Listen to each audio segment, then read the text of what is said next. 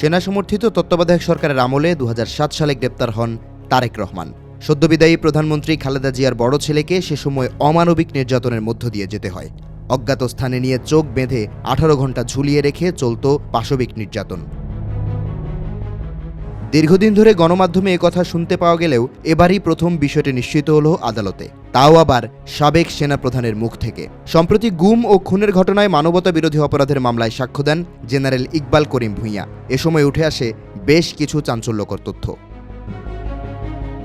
আইকিবির দাবি 111-এর সময় তত্ত্বাবধায়ক সরকারের মূল নিয়ন্ত্রক ছিল ডিজিএফআই। এ সময় তারা বেসামরিক ব্যক্তিদের তুলে নিয়ে নিজেদের সেলে রাখত এবং জিজ্ঞাসাবাদ করত। এর মধ্যে অনেক মন্ত্রী ও রাজনৈতিক ব্যক্তিও ছিলেন। এই প্রক্রিয়ার মধ্যে রেখে তারেক রহমানের ওপর চালানো হয় অমানবিক নির্যাতন। জবানবন্দিতে সাবেক সেনাপ্রধান বলেন, ২০০৮ সাল থেকে সেনাবাহিনীতে খুন শুরু হবার ধারণাটি ভুল। প্রকৃতপক্ষে স্বাধীনতার পর থেকেই খুনের সংস্কৃতি শুরু হয়েছে।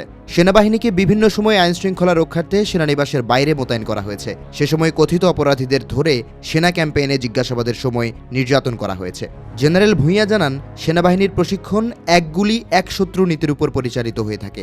বস্তুত এটি না হলে সেনাবাহিনী কখনো যুদ্ধ করতে পারবে না।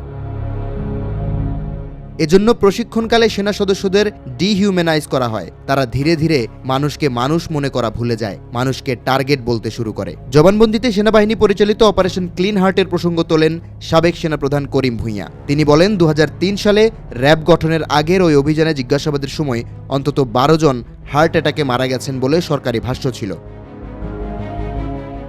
তবে হিউম্যান রাইটস ওয়াচের হিসেবে মৃত্যুর সংখ্যা ছিল প্রায় ৬০। পরে অভিযানে জড়িতদের দায়মুক্তি দেওয়া হয়, যা কার্যত লাইসেন্স টু কিলের সমতুল্য ছিল বলে তিনি মন্তব্য করেন। এর আগে গত ১৪ জানুয়ারি সাবেক মেজর জেনারেল জিয়াউল হাসানের বিরুদ্ধে ৩টি অভিযোগ গঠনের মাধ্যমে বিচার শুরুর আদেশ দেন ট্রাইব্যুনাল ১। একই সঙ্গে সূচনা বক্তব্য ও সাক্ষ্য গ্রহণের জন্য ৮ ফেব্রুয়ারি দিন ধার্য করা হয়। সেই ধারাবাহিকতায় প্রথম সাক্ষী হিসেবে জবানবন্দি দিলেন সাবেক সেনাপ্রধান ইকবাল করিম ভূঁইয়া।